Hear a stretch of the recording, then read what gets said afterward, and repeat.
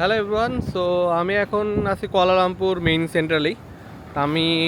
আমরা সকাল 8টায় আসলে মালয়েশিয়া ল্যান্ড করার পরে ওখান থেকে গ্র্যাব নিয়ে সরাসরি হোটেলে চলে আসি। তো এখন 12টা বাজে এখানে, বাট এখনও চেক ইন করি নেই, কারণ এর আবার 2টার আগে চেক ইন করায় না। তো 2টার পরে হয়তো চেক ইন করবো। আর আমার পিছনে যে বিল্ডিংটা দেখা যাচ্ছে, তো এই হোটেলটাই আমরা উঠবো। তো আর এখানে আস্তে আস্তে আমার এখন পর্যন্ত যেটা ইনসাইট শেয়ার করার মতো যেটা হলো, আসলে যেই এয়ারপোর্ট থেকে আসলে কেএল সেন্টার আসার জন্য সবচেয়ে ইফেক্টিভ ট্রান্সপোর্টেশন কোনটা হইতে পারে। তো এইটা আসলে হবে আমার যেটা মনে হয়, যদি আপনারা 4জন হন তাহলে আপনার জন্য গ্র্যাব বেস্ট অপশন হবে।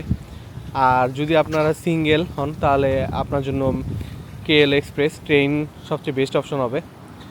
আর আপনারা যদি কাপল হন তাহলে আপনি গ্র্যাবই আসতে পারেন, বা বাস আসলেও আসতে পারেন।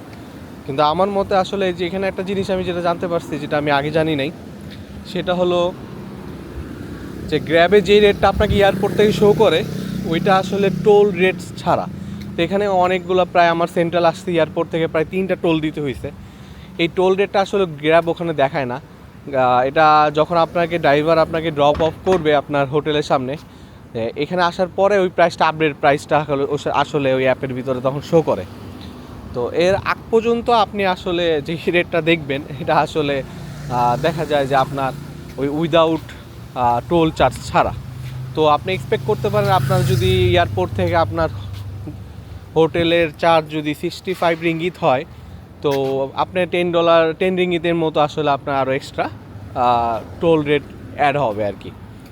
So that's all. And so আজকে আমার ফার্স্ট ফিউ আওয়ার্স কুয়ালালামপুরের। সো আরও অনেক ইনসাইড ডিটেলস সাথে শেয়ার করবো কুয়ালালামপুর আমাদের এই ট্রাভেল ট্রিপ নিয়ে। So okay, thank you everyone, good by.